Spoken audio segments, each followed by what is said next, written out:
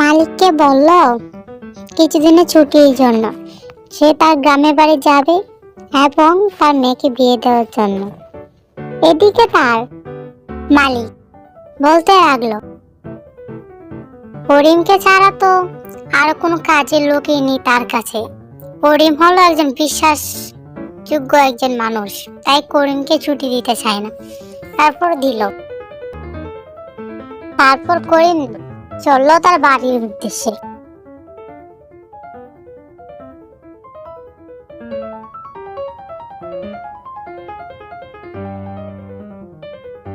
এদিকে তার মেয়ে মিনা চিন্তা করতে লাগলো তার বাবার কথা, তার বাবা কখন আসবে। ওইদিকে করিম চলে আসলো তার বাড়িতে।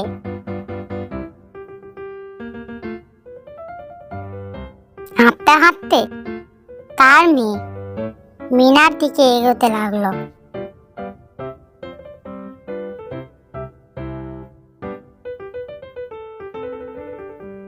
আর মিনার সাথে দেখা হয় অনেক খুশি। তারপর মিনাকে বলতে লাগলো, তোর জন্য একটা পাত্র রেডি করেছি, কাল তার সাথে দেখা করতে যাবি। মিনা তার বাবার কথা মতো চলে আসলো সে পাত্রের কাছে। তাদের কথোপকথন হচ্ছে, এভাবেই চলতে লাগলো তাদের কথা। এভাবে করিম তার মেয়ের জন্য একজন ভালো পাত্র তৈরি করলো। এভাবেই চলতে লাগলো।